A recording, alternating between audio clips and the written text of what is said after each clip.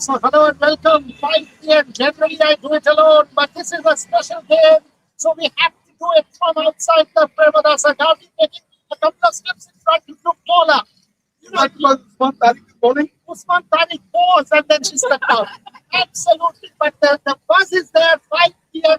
2 hours to go for India, Pakistan. First things first. Cloudy, no rain. Gargi, Ashok and I, we've been here.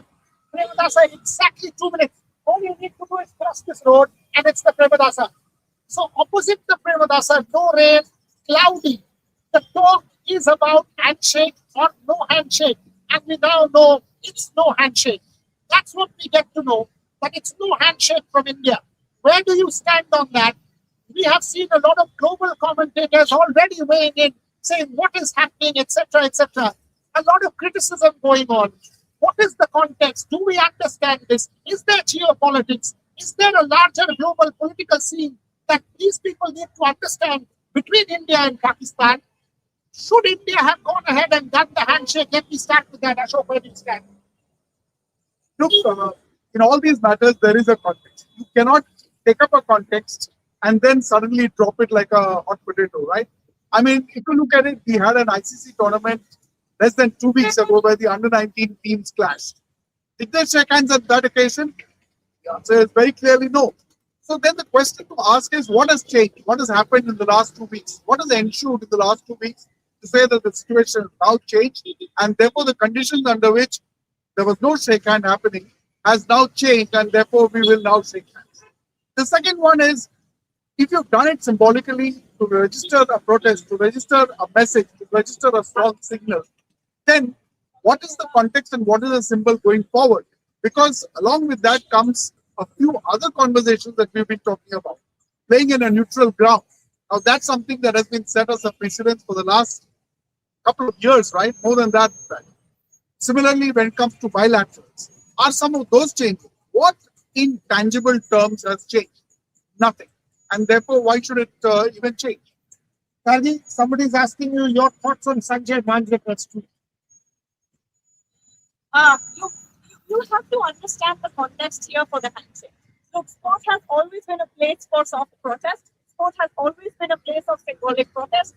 Think of Muhammad Ali, think of Black Lives Matter, think of the fist, the kneeling down. We've seen that happen across sports and across the world as well. So if you're going to be selective about India not shaking hands with Pakistan, then you're being a little unfair on your own people, because you have to understand where this is coming from. If you are going to completely ignore the political context of it all, if you're going to ignore the geopolitical context of it all, then you're turning a blind eye to something that is important. Like I said, sport has always been a place for symbolic protest. Now, India is not refusing to play Pakistan in multilateral tournaments because this is our sporting policy. We have said that we won't even deny Pakistanis visas or whatever it requires for them to play in India if there's a multilateral tournament. But at the same time, cricket does not have a rule which says that Was not Tariq. Was it the internet or Tariq? I was also getting distracted by you guys. But what I'm saying is there is no rule that says that you have to shake hands. So if you're not doing anything unlawful, what is the fuss about? Because we've seen protests throughout generations, throughout the history of sport. Why are you being so selective about India? Allow me a couple of minutes of movement. Handshake or no handshake? In September, you've taken a call. It is against the backdrop of Operation Sindoor that we will not symbolically do something against a country that exports terror to India. What is a handshake? You know, when I shake hands with Ashok, when I shake hands with that, very little that I will say is I wish them well. That's spirit. That I'm shaking hands, ultimately it's fair play, ultimately it's spirit of the game. When I shake hands with someone who I know I'm not wishing well, who I know exports terror to my country, who I know exports terror, and I'm going to play that country because it's a multi-nation tournament. I cannot avoid playing Pakistan. I have to play Pakistan because it's a World Cup. And if the bilaterals are shrunken, I will not play them. Same country. Some days back, Bangladesh issue. What was Bangladesh's argument? We will not go to India because India is unsafe. Did any country support them? One. Which? Pakistan. So they are saying India is unsafe. Look at how the World Cup is happening in India. Smooth as silk. This is one country which at every step is trying to create geopolitical instability, provoking and egging the Bangladesh fundamentalist radical government under Mohammed Yunus on, creating geopolitical instability on India's eastern border. Under 19 World Cup, would come, join us. Come. So under 19 World Cup, all of you come. Under 19 World Cup, there was no shake hands. 15 days back in South Africa, Zimbabwe rather. What has changed, as Gargi said, in the 15 days? Come on. We are talking about handshake, no handshake. We now know there is no handshake. Our point is simple. Under 19 World Cup, there was no handshake. Nothing has changed with Pakistan. They continue to export terror. They continue to do the same. They were the ones who provoked Bangladesh. Where is the question of changing the stance? You change your stance. Pakistan would say, this is the team that are ISIS level. Where do you stand? To be very honest, whatever India is doing right now, I'm completely with India because though it's sport, but at the same time, those are two different countries. You have to stand with one country, one place. Where are you from? I'm from Sri Lanka. And you're from Colombo? I'm from Colombo. But Interesting perspective. but I'm supporting India in this case because I mean all the problems are happening to Pakistan. Nothing has been happening from India as of now. Pakistan is the point, and when India responds, it takes off. So I feel like even though they don't, I mean, they stand with continuity. They don't want to shake hands. They get to play a game.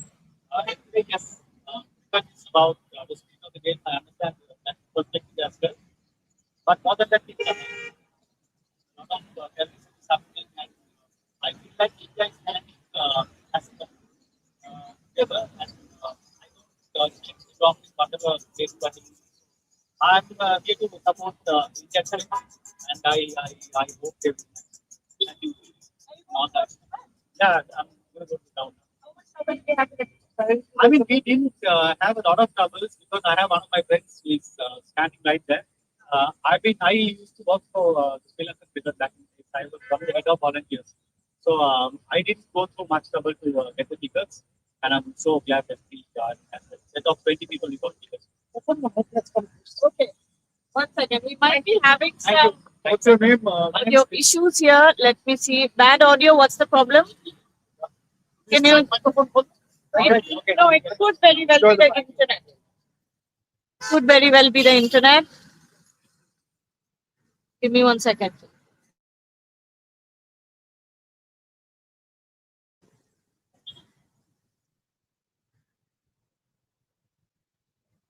Give it 2 When seconds. near the camera, will say. How is that possible? Is that better now? Microphone, hold on. Hey, your mic is having the problem. Your mic.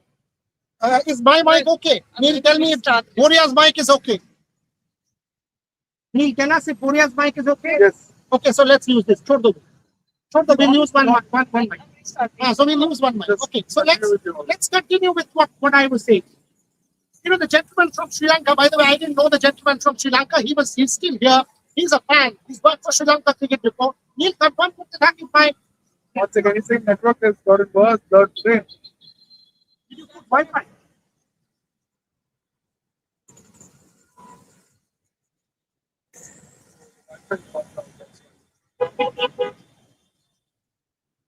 You want to just go inside and do it from inside? You can do it from there, from the boat.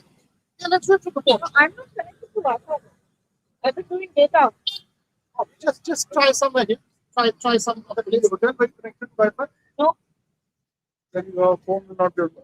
Because Okay, this is an issue, and that's why we didn't want to sort of go to opposite the Premadasa. Sometimes Or There are- if it's inside, so can we get the hotel Wi-Fi? Yeah. Is it better now? Please confirm, Neil. I'll look at the comments as well if someone is saying No. Okay, let's go inside. Let's go inside. okay. We're going to try and relocate so we can get better internet. Give us a second, everyone.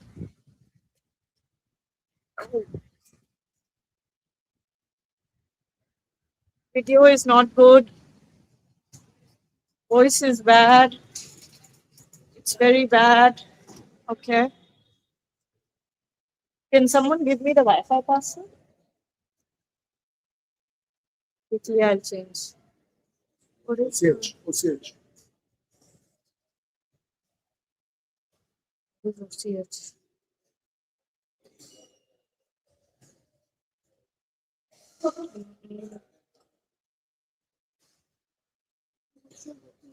No, because that must be for the room.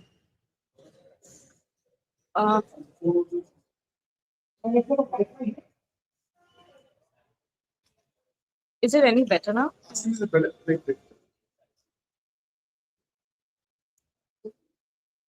Hey, is it any better?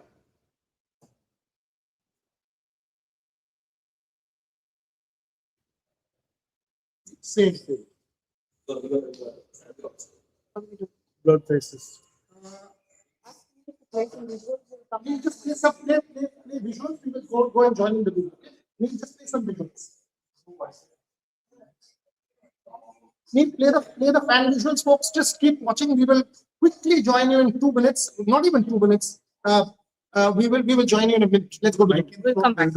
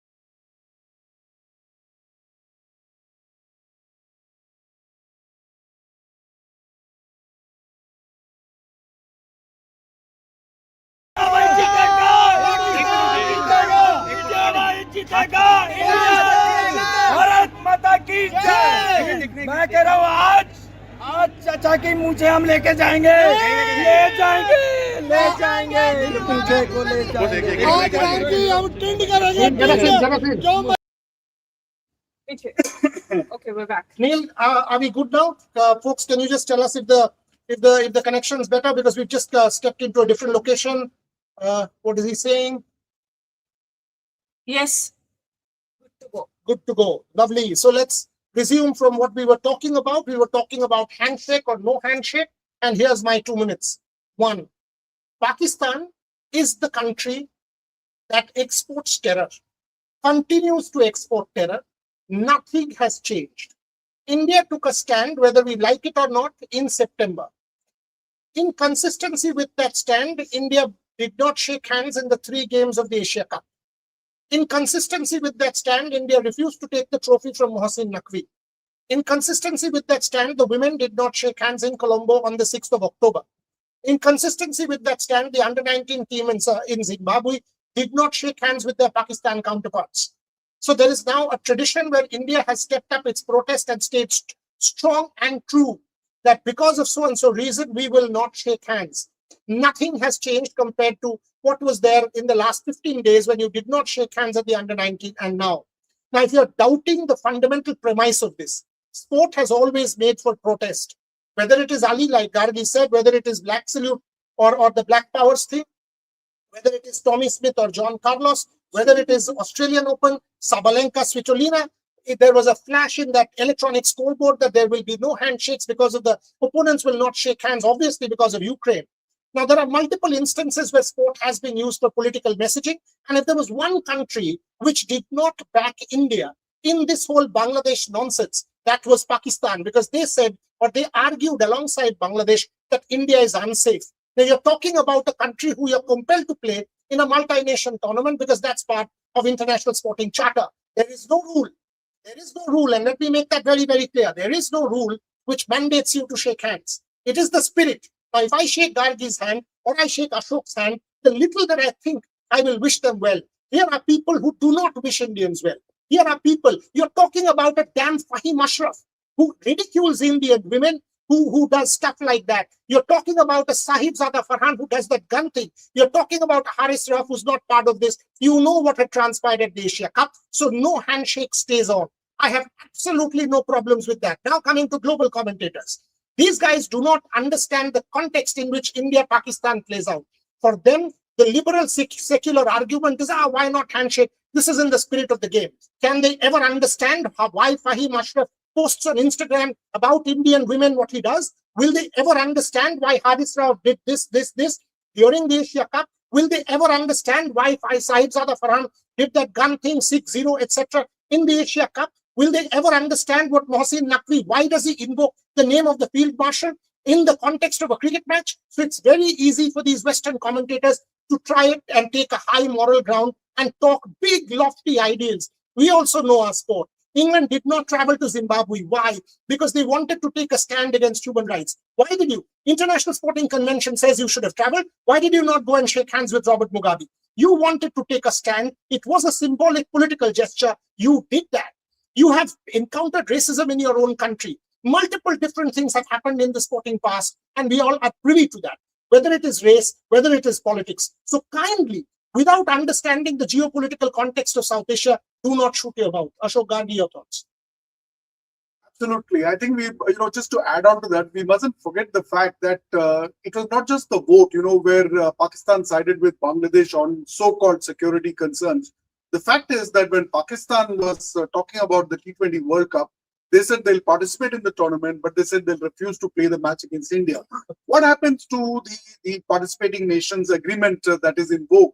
What happens to the contractual rights? What happens to the broadcaster agreement? What happens to the money that is due to the associate nations? Where is the responsibility there? And therefore, to then isolate all that and then, just to say in isolation that shaking hands or no shaking hands is an issue, you are then, not really understanding the full context of the geopolitical situation. I don't think Pakistan has conducted itself in a manner where it behoves that kind of, holier than thou kind of a stance by saying that, we will do this. I think at this point of time, while the focus has temporarily shifted to cricket, I don't think it's anywhere near over the entire issue. And I think, there is a little bit of tension still in the air. And I think the saga will continue. I don't think it has shifted to cricket at all. I think it's still very political. It's entirely political. We are playing Pakistan because there's commerce riding, there's politics riding, and this is the World Cup. Had it been cricket, we would have played bilaterals. We would never play bilaterals with them. When Pakistan put bilaterals on the ICC agenda, ICC doesn't even have the remit to talk about. India, Pakistan, in our understanding, will not be the same again, as long as the country decides to export terror to our country and kill our people. And then goes on to talk roguish things. Here's a prime minister who says we will selectively boycott. Where does this even come from? And the Western commentators, and some of them are good friends of mine. I don't know why they are shooting their mouth off. Are we going to talk about English football and racism? Are we going to talk about how difficult it is to live in England? Are we going to talk about England still continues to discriminate against people of color? Are we going to talk about any of that? We are not, because we understand that they will have their own political issues back in that country. Come on. So without understanding the geopolitics, I don't think you should shoot your mouth off. my point is simple here. If you don't understand why Asif Nazrul did the things that he did, with Bangladesh only weeks away from an election, why the political posturing was happening, why Bangladesh has an anti-India sentiment, and why the entire thing transpired as an anti-India stance when it comes to Pakistan Cricket Board and the Bangladesh Cricket Board, the new brotherhood that has formed between the two nations, is because of their anti-India stance. If you don't understand that, please refrain from making an uninformed decision. If you don't understand that more often than not, Mohsin Naqvi is wearing the hat of a Pakistan Interior Affairs Minister and not the PCB chief, then please refrain yourself from making an uninformed decision. Plus, we don't go out there and talk about everything that happens in England cricket and Australia cricket and whatnot. There are issues everywhere, but at the same time, we're not trying to act like we're holier than thou. We're not here to say that we're better than everyone else. But if you don't understand the geopolitical context, which is a point that we keep making over and over again, if you don't understand the intricacies of the politics in the subcontinent and the fact that it will always stay in cricket, then I think you need to take the high ground. At least try to understand why what is happening is happening. Ashok, first and foremost, a lot of people asking about the weather. Clarify what is going on. So there is absolutely no sign of weather. Yes, the conditions seem a little grey, a little overcast, but there is no indication of even a drizzle at all. So I think that's pretty much ruled out. And I think these conditions are just right for cricket. And I think now it's about 5:20 here, so just under 90 minutes to go. And I think we should see the full match happen. Okay, let's talk about the playing 11 a little bit now that we've spoken about the geopolitical context of the India-Pakistan game. Rinku Singh likely to play at this point. What are your thoughts about it? Do you think a Washington Sundar is a better fit in this team on a Premadasa wicket against a Pakistan team, or do you think Rinku Singh, with the kind of depth and finishing, flourish that he brings, that's what India needs? I also think Rinku Singh's catching outside, outfield catching, and underrated, very underrated, because if there's one problem that the Indians have, that's outfield catching. And one such catch against, say, Kuldeep on a biggish ground or a Varun could make the difference. And Rinku Singh's outfielding, patrolling the boundary line, I think is sensational. My team, Abhishek Sharma, Tilak Verma at 3, Ishan Kishan and Abhishek Sharma to open, Tilak Verma, Surya Kumar Yadav. 5, according to me, will be Hardik Pandya if less wickets lost, or Shivam Dubey if you have to nail the Pakistani spinners. Akshar Patel at 7. Sorry, Rinku Singh. So 5 will be one of these floaters, 6 will be Hardik or Rinku Singh, 7 will be Hardik, 8 will be Akshar Patel, 9 will be Kuldeep Yadav, 10 Kuldeep, 10 will be Jasprit Bumrah, and 11 will be Varun Chakravarti. I tweeted out my playing 11 as well. Of course, the openers don't change here. Tilak Verma at number 3, Surya Kumar Yadav, Hardik Pandya, Shivam Dubey, Rinku Singh, Akshar Patel, Kuldeep Yadav, Varun Chakravarti, Jasprit Bumrah. That's my playing 11. Yeah. So 2 changes. It's exactly the same 2 changes really from the previous match, but I think that's pretty much how it looks like. Yeah, and a lot of people are asking about Nasir Hussain. Look, I've said this on Twitter. Nasir is a friend of mine. I have respect for Nasir. He's an important voice in international cricket, but the comment that he had made, that would the ICC not have considered the BCCI if they pulled out? The BCCI would never, ever pull out 15 days before. If the BCCI had to pull out, they would have pulled out long back, like they did. They would have stated their grievance, they would have stated their condition, and they would have done so. It would not have been a reaction like the Bangladeshi one. So I don't think Nasir understood that context. So he should have better understood that context before making a comment. But as I said, people make mistakes. In this case, I would think that Nasir made a mistake. He is an important voice. He will continue to be an important voice for global cricket. And as I said, I have respect for Nasir. Priority on strike, Rinku could be our savior. If collapse happens, he should play, says Hitmark.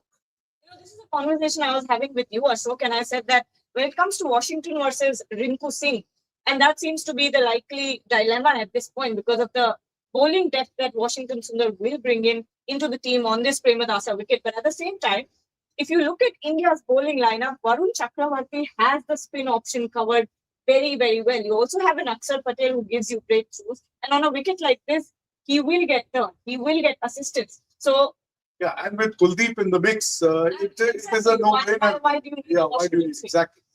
So I think the argument really would be that between these the spinners, we've got at least 15, 16 overs covered, and then you also have the flexibility which Abhishek Sharma and Tilak Verma come. They can easily come in and Yeah. do 1 or 2 overs. So frankly speaking, from that perspective, it clearly looks like the right decision to bolster the batting by giving Rinku Singh the chance to come. And Washington Sundar, I mean, he's a great batter, but at the same time, does he bring the kind of firepower that a Rinku Singh on a good day will bring? I know he hasn't fired for the past 2 games, but at the same time, if Rinku Singh is up there, he's upped his game. There's no beating him. There's some people asking that today is apparently Shivratri. Today is apparently Mahashivratri. I'll tell you the Shivratri story of India and Pakistan. 2003 World Cup, 1st of March, Shivratri. Sachin Tendulkar was worshipped on Shivratri Day along with that Ashok Chakra. His photograph was put there. It was Shivratri Day when he got that 98 of 78 balls in South Africa at the Centurion. That was also Mahashivratri. Ask Sachin Tendulkar. That match will forever be one of his greatest ever cricket contests against Wasim Akram. And I will tell you one more story. So Shoaib Akhtar at that point in time was the fastest bowler in the world. He was bowling at 155. India started brilliantly. Sense prison? No, that's I think the AC or something that Because some It's- water sprinkle, yeah. right? it's So not bad. it's no drizzle. Thankfully, no, because the sky is fine. So no rain. But Sachin Tendulkar, Shoaib Akhtar was bowling. India started brilliantly, and Shoaib Akhtar comes on to bowl. Sachin Tendulkar first ball, 4. So he says, okay, dekhte hain. Then Sachin Tendulkar third man /6. So he says this must be a tukka shot. Outside off, cut 6. Then it's a full pitched ball, and he flicks it 4. So Shoaib is like, come on, I mean, this was a really good ball. Theek hai, chalo, no problem. That is a tukka. This is another shot. He's got lucky. Third ball, he bowls a full pitched ball. Tendulkar comes forward and just boom. I mean, it's a proper defensive push. Shoaib Akhtar says, I thought it's a defensive push. I'll walk, sort of bend down and pick the ball up. By the time I bent down, the ball was near the boundary. He said, I went to Waqar, my captain, and said, the world's best batter is batting like the world's best batter. I can't do anything. That was Shoaib Akhtar, Sachin Tendulkar. Will Abhishek Sharma do a Sachin Tendulkar? Will Ishan Kishan do a Sachin Tendulkar on Mahashivratri Day? Dandy, who's your pick? Who's your pick for tonight? Who's going to be the one who's going to do this? Yes, among the batters. I think it's going to be Ishan. I know a lot of people will say Abhishek. I think it's going to be Ishan. What are your thoughts? My pick is Abhishek Sharma.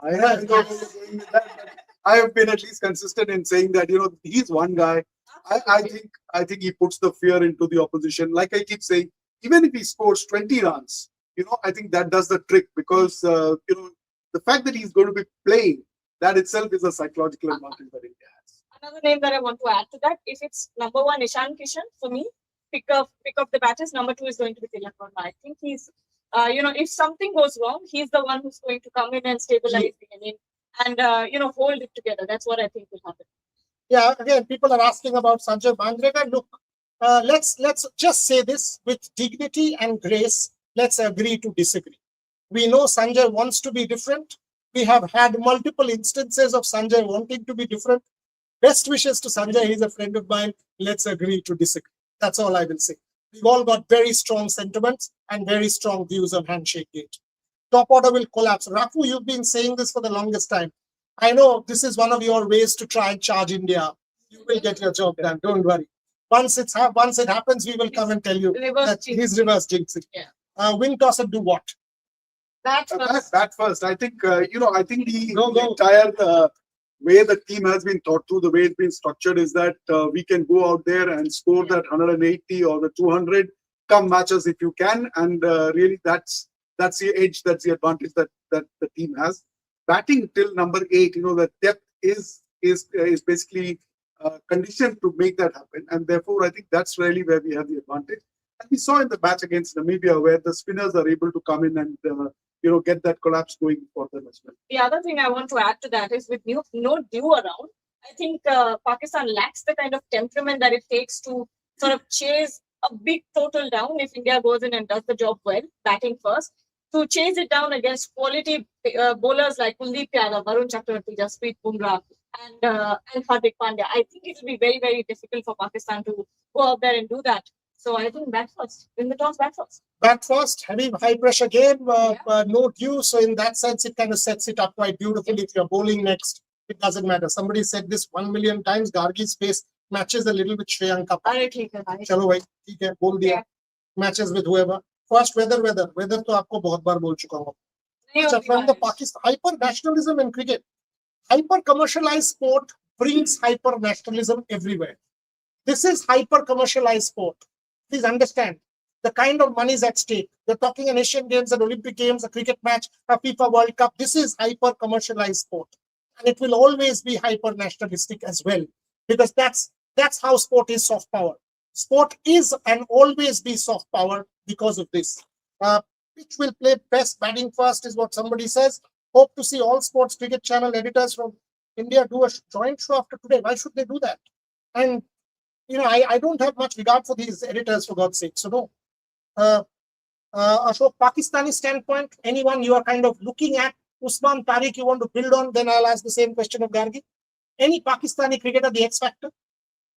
I would put it on Shahizada Farhan. I think on current form, as well as we've seen him play in the Asia Cup. I think the batting, if I had to put one fault on Pakistan, that would be that it's overweighted towards him.